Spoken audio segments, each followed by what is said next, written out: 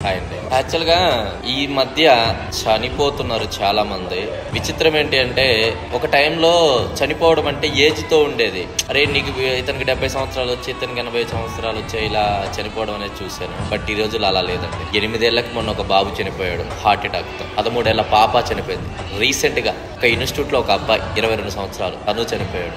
అసలు ఈ హార్ట్ అటాక్లు అసలు ఎందుకు వస్తున్నాయి ఏందనేది నాకైతే తెలియదు. ఒకటి మాత్రం నిజం, మనం చనిపోయాము, మన ఫ్యామిలీకి అంటూ ఏదో ఒకటి మనం చేయాలని నా ఉద్దేశం. ఒకసారి మనం చనిపోయిన తర్వాత మన ఫ్యామిలీకి ఎవ్వరు హెల్ప్ చేయరు. మీరు ఉన్నంత కాలమే ఎవరైనా నా అది ఇది అనుకుంటారు తప్ప, మనం లేని తర్వాత మనం లేవని తెలిసినప్పుడు ఏ ఒక్క వ్యక్తి రాడు. అర్థం చేసుకోండి ప్రతి ఒక్కళ్ళు. మీ ఫ్యామిలీకి మీరు ఉన్నప్పుడు ఎంత ధీమాగా ఉన్నారో మీరు లేనప్పుడు కూడా అదే ధీమానుగా ఉండాలి అంటే ఏదో ఒక ఇన్సూరెన్స్ కట్టుకోవడానికి ట్రై చేయండి. ఈ రోజుల్లో నేనైతే చాలా మందిని చూస్తున్నాను. ఒక పక్క యాక్సిడెంట్లు, ఒక పక్క కరెంట్ షాక్లు, ఒక పక్క చూస్తే ఈ హార్ట్ అటాక్లు.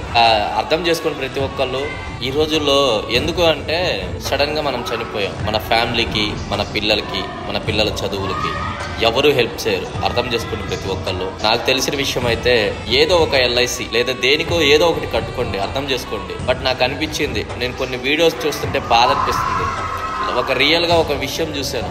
ఒక భార్య, ఆ భార్యకి 2 పిల్లలు, భర్త సడన్ గా చనిపోయాడు. ఈ రోజు నరకం చూస్తుంది ఆ తల్లి. ఇలాంటి బాధలు ఎవరికి రాకూడదు. నేను లైవ్ లో చాలా మందిని చూశాను. అర్థం చేసుకోండి, ఆ బాధలను ఎవరు తెచ్చుకోవద్దు.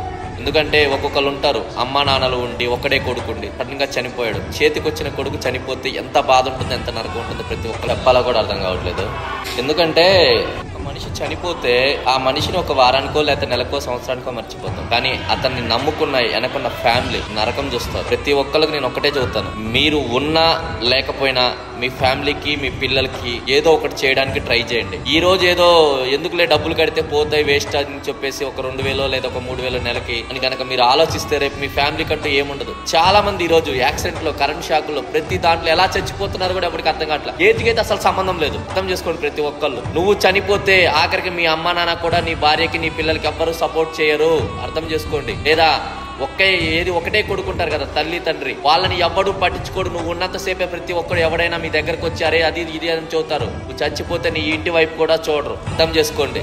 నేను నా లైఫ్ లో కల్లారా చూశాను కొంచెం మంది బాధల్ని, బాధ్యతల్ని. ఇంకా ఎవరు పట్టించుకోకుండా ఎలానో చనిపోయారు. ఈ రోజు వాళ్ళ ఫ్యామిలీస్ రోడ్లంపటి అడుక్కుంటున్నారు. ప్రతి ఒక్కరికి నేను ఒకటే చెబుతాను, మీరు ఏమైనా అనుకోండి, నాకు తెలియదు.